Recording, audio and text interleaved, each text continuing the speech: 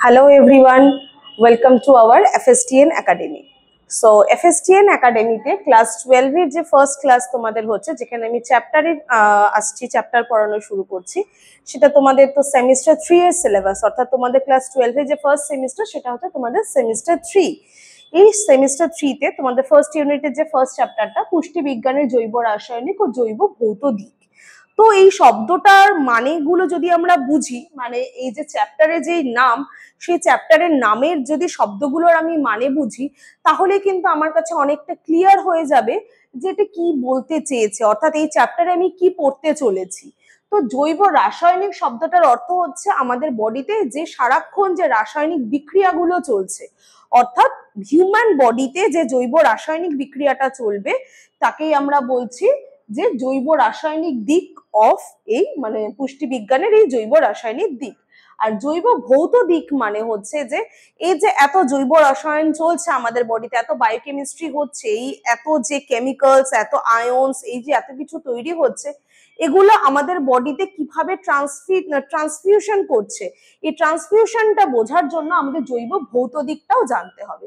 সেটা আমরা ধীরে ধীরে জানছি। প্রথমে যদি আমরা জৈব রসায়নের দিকে যাই, জৈব রসায়নের যে মেইন কম্পোনেন্ট তার নাম হচ্ছে উৎসেচক। আর এই উৎসেচক অর্থাৎ এই জৈব রসায়ন যেখানে সংঘটিত হয়, মানে রসায়নাগার যাকে আমরা বলি, মানে ইংলিশে যাকে আমরা বলি ল্যাবরেটরি। তো আমাদের হিউম্যান বডির যে সবচেয়ে বৃহৎ রসায়নাগার রয়েছে সেটার নাম কি? সেটার নাম হলো যকৃৎ। তো এই যকৃৎ বা লিভার হচ্ছে আমাদের বডির সবচেয়ে বৃহৎ জৈব রসায়নাগার, অর্থাৎ জৈব রসায়ন সম্পন্ন করছে উৎসেচক, উৎসেচক কাজ করছে এই বৃহৎ জৈব রসায়নাগারে, যার আরেক নাম যকৃৎ। তো আমরা এই টার্মটাকে এক্সপ্লেন করতে গিয়ে বুঝে যাচ্ছি যে উৎসেচক আসলে কিন্তু আমরা জানি যেটা, সেটা দুই প্রকার। কিরকম দুই প্রকার? এই এক প্রকার হচ্ছে পরিপাককারী উৎসেচক, অর্থাৎ যেই উৎসেচকরা আমাদের পরিপাককারী, যেই উৎসেচকটা আমাদের খাদ্য পরিপাকে ভূমিকা নিচ্ছে, অর্থাৎ আমরা যে খাবারটা খাচ্ছি, খাবারের মধ্যে তো অনেক বড় বড় পুষ্টিক উপাদানগুলো অনেক বড় বড় আকারে রয়েছে, সেগুলোকে তো সিম্পল আকারে ভাঙতে হবে, যেটা তোমরা একদম শুরুতে ক্লাস 11-এও পড়েছিলে, যে এই যে খাদ্য গ্রহণ, তারপরে তার পরিপাক, তারপরে তার শোষণ, তারপরে তার আত্তীকরণ, অর্থাৎ বিক্রিয়া বা আমাদের বডির বিপাক ক্রিয়া যেটা হয়, সেই যে পুরো প্রসেসটা হয় খাবারের একটা একদম থালায় থাকা খাবারটার আসল গন্তব্য হচ্ছে আমাদের বডিতে এনার্জি প্রোডাকশন করা। এই যে টোটাল পাথওয়েটা, এই পাথওয়েটা তো হতে গেলে তো আমাদের জৈব রসায়নের সাহায্য নিতেই হবে। আর এই জৈব রসায়নটা হচ্ছে যকৃতে, এবং যকৃৎ ছাড়াও আমাদের কিন্তু গোটা এই ডাইজেস্টিভ ট্র্যাকের মধ্যেও কিন্তু জৈব রসায়ন সম্পন্ন হচ্ছে, অর্থাৎ আমাদের যে খাদ্য নালী বা পরিপাক নালী, সেখানেও তো উৎসেচকের ভূমিকা রয়েছে। সেই উৎসেচক অ্যাকচুয়ালি পরিপাককারী উৎসেচক, যেটা পাওয়া যায় আমাদের পরিপাক নালীতে। আর এইটা ছাড়া আরেক ধরনের উৎসেচক রয়েছে যার নাম হচ্ছে বিপাক ক্রিয়ার উৎসেচক, বিপাকীয় উৎসেচক। এই বিপাকীয় উৎসেচককে আমরা কোথায় পাবো? যেখানে বিপাক ক্রিয়া হচ্ছে, অর্থাৎ বিক্রিয়া হচ্ছে, তার নামই হচ্ছে যকৃৎ। অর্থাৎ যকৃৎ হচ্ছে আমাদের বডি জৈব রসায়নাগার, সেই জৈব রসায়নাগারে যে উৎসেচক পাওয়া যায় তার নাম বিপাকীয় উৎসেচক। আর যেই উৎসেচক আমাদের বৃহৎ খাদ্য অণুগুলোকে ক্ষুদ্র ক্ষুদ্র অণুতে, অর্থাৎ সরল অণুতে পরিণত করে, তার নাম হচ্ছে পরিপাককারী উৎসেচক। সেই পরিপাককারী উৎসেচককে আমরা পাবো কোথায়? না পরিপাক নালীতে পাবো। তাহলে আমরা উৎসেচকের ভাগ জানলাম, তাকে কোথায় পেতে পারি সেটা জানলাম, এবং সে কিরকম কিরকম কাজ করবে সেটারও একটা ধারণা জানতে পারলাম। কিন্তু এবারে তো আমাদেরকে জানতে হবে যে উৎসেচক জিনিসটা আসলে কি, একে আমরা এই সব কাজে যে লাগাচ্ছি, এই কাজটাও করতে পারছে কি করে, এর মধ্যে কি কি ভূমিকা আছে, মানে উৎসেচকের কি কি উপাদান আছে যার কারণের জন্য এই ভূমিকাগুলো পালন করতে পারছে। আসলে উৎসেচক হচ্ছে একটা প্রোটিন জাতীয় পদার্থ, যে কোনো উৎসেচকই একটা প্রোটিন জাতীয় পদার্থ হিসাবে আমরা জানি, অর্থাৎ প্রোটিন যদি আমাদের বডিতে যথোপযুক্ত পরিমাণে না থাকে, সে কিন্তু উৎসেচক পরিমাণের মতন তৈরি করতে পারবে না। আর প্রোটিন যদি থাকে তার মানে সে উৎসেচক সহ আমাদের বডির যা কিছু তৈরির কাজ, সমস্ত বিল্ডিং রিলেটেড কাজগুলো প্রোটিন করে, অর্থাৎ সেই কারণে জন্য প্রোটিনকে বিল্ডিং ব্লক বলি। আর এই উৎসেচকটা তো প্রোটিন জাতীয় হলো, কাজও কিরকম করে?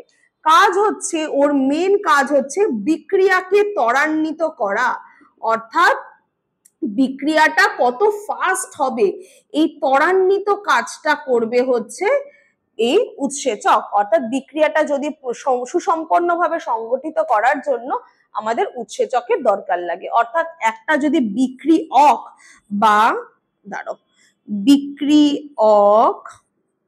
বা যেটাকে আমরা ইংলিশে বলি সাবস্ট্রেট থেকে আমরা বিক্রিয়াজাত পদার্থ তৈরি করব, এই বিক্রিয়াজাত পদার্থ বা প্রোডাক্ট এইটা তৈরি করতে গেলেই কিন্তু আমাদের এই উৎসেচকের ভূমিকা লাগবে। উৎসেচক ছাড়া এই কাজটা সুসম্পন্ন হতে পারবে না। কেন? অনেক বিক্রিয়াই আছে, উৎসেচক হয়তো লাগে না, কিন্তু উৎসেচক হচ্ছে এমন একটা জিনিস যেটা বিক্রিয়ায় যদি উপস্থিত থাকে তাহলে কিন্তু কাজটা অনেক সুসম্পন্ন হয় এবং সুগঠিত হয়। আচ্ছা, সেই বিক্রিয়ক থেকে বিক্রিয়াজাত পদার্থ তৈরি করার জন্য আমাদের উৎসেচকের ভূমিকা আছে কি না, সেই বিক্রিয়াটাকে ত্বরান্বিত করছে। অর্থাৎ এটার কাজটা তাহলে কিসের মতন হলো? যেটা তোমরা কেমিস্ট্রিতে পড়েছিলে, এটা হলো অনুঘটকের মতন কাজ হলো। তাহলে উৎসেচক হলো এমন একটা বায়োকেমিক্যাল কম্পোনেন্ট যেটা প্রোটিন দিয়ে তৈরি, যা বিক্রিয়াকে ত্বরান্বিত করে, অনুঘটকের মতন কাজ করে। অর্থাৎ অনুঘটক মানে কি? যে বিক্রিয়ার শেষে এবং শুরুতে একই থেকে যাবে। অর্থাৎ উৎসেচক যখন বিক্রিয়ার শুরুতে এখানে এসে বসছে, তার যেই নেচারটা ছিল, তার যেই প্রকৃতিটা ছিল, সেই প্রকৃতিটা কিন্তু সেম থেকে যাবে যখন বিক্রিয়াটা শেষ হয়ে যাবে তখন। উৎসেচক তো বিক্রিয়াটার মধ্যে রয়ে যায় না, ও তো বিক্রিয়া হয়ে গেলে পরে ও ফিল্ড থেকে বেরিয়ে যায়। তো বেরিয়ে যাওয়ার পরে তার প্রকৃতির কোনো পরিবর্তন হবে না, অর্থাৎ তার চারিত্রিক বৈশিষ্ট্যটা কিন্তু অক্ষুণ্ণ থাকবে। এটাই হলো আমাদের উৎসেচকের সংজ্ঞা, উৎসেচকের প্রকৃতি আমি বললাম। উৎসেচকের প্রকৃতি অর্থাৎ উৎসেচকের খানিকটা আমি চারিত্রিক বৈশিষ্ট্যটাও বলে দিয়েছি। অর্থাৎ উৎসেচক কিরকম ভাবে কাজ করবে, কোথায় কাজ করবে, উৎসেচকের কি বিশেষত্ব রয়েছে, এই সবটাই আমি কম বেশি হয়তো বলে দিয়েছি। কিন্তু আমাদেরকে স্পেসিফিক্যালি জানতে লাগবে যে উৎসেচকের কি কি চারিত্রিক বৈশিষ্ট্য।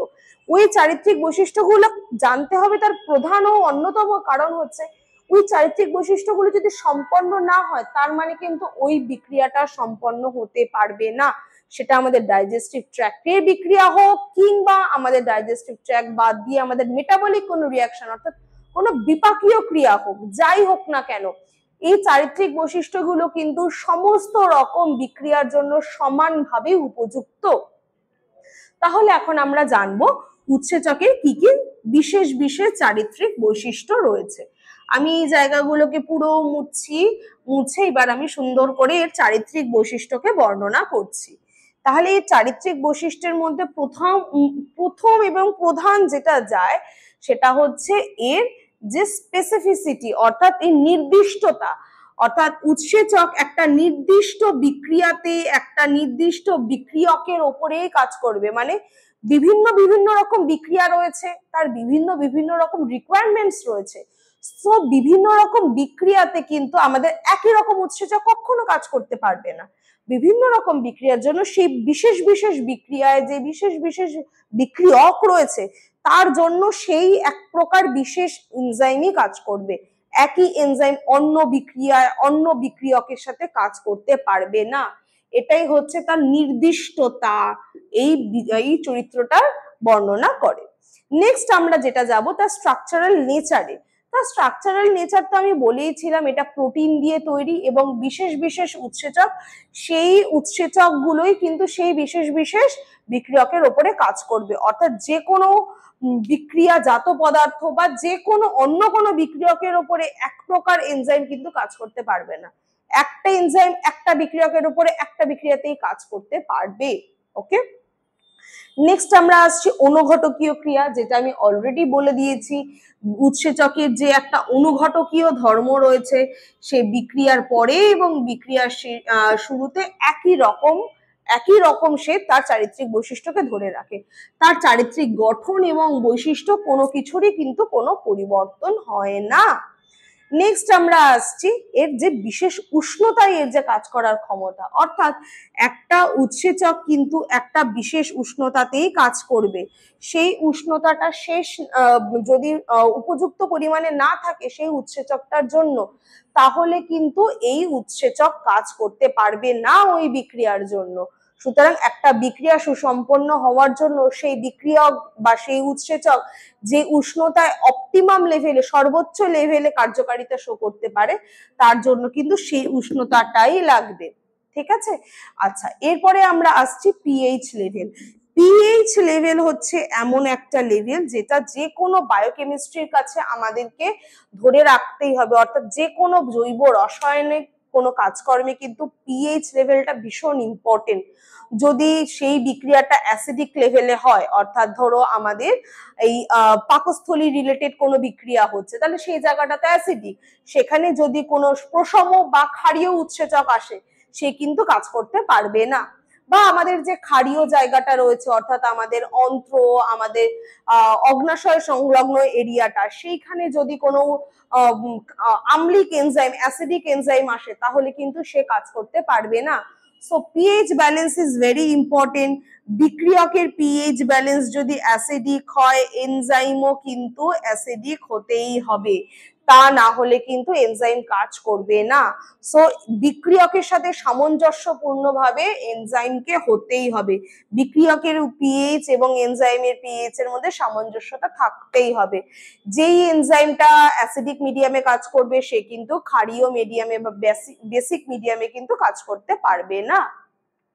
এবার আসছি রিভার্সিবল অ্যাকশন, মানে হচ্ছে যে এই যে আমাদের উভমুখী বিক্রিয়া কিংবা উভমুখী বিক্রিয়া, যে একমুখী বিক্রিয়া বা উভমুখী বিক্রিয়ার যে প্রকৃতি, অর্থাৎ যেই বিক্রিয়া আমাদের একমুখী হবে, এনজাইমও কাজ কিন্তু একমুখী করবে। যেই বিক্রিয়া উভমুখী হবে, তার জন্য কিন্তু এনজাইমও উভমুখী হবে। অর্থাৎ একমুখী বিক্রিয়ার এনজাইম কিন্তু উভমুখীতে কাজ করতে পারবে না, সেম উভমুখী বিক্রিয়ার এনজাইম কিন্তু একমুখীতে কাজ করতে পারবে না। হয়তো প্রোডাক্টটা কি, হয়তো আমি স্টার্চ থেকে গ্লুকোজই বানাচ্ছি হিসাব মতন, বা আমরা একটা লার্জার প্রোটিন মলিকিউল থেকে অ্যামাইনো অ্যাসিডই বানাচ্ছি, কিন্তু বিক্রিয়া যদি একমুখী হয় তাহলে তার এনজাইম আলাদা হবে, বিক্রিয়া যদি উভমুখী হয় তার এনজাইম আলাদা হবে। এরপরে আমরা আসছি সাবস্ট্রেটের যে কনসেন্ট্রেশন, অর্থাৎ বিক্রিয়কের ঘনত্ব। বিক্রিয়কের ঘনত্ব ভীষণ ইম্পর্টেন্ট একটা পার্ট। বিক্রিয়ক যদি অতিরিক্ত বা মানে খুব ঘন মিডিয়ামে কাজ করতে পারে, তাহলে উৎসেচককেও কিন্তু ঘন মিডিয়ামেরই দরকার। উৎসেচক কিন্তু লৌহ ঘনত্বের বিক্রিয়কের উপরে কাজ করতে পারবে না। বেশি ঘনত্বের বিক্রিয়কের এনজাইম কিন্তু কম ঘনত্বের বিক্রিয়কের মধ্যে কাজ করতে পারবে না। তো বিক্রিয়কের ঘনত্বও কিন্তু ভীষণ ইম্পর্টেন্ট।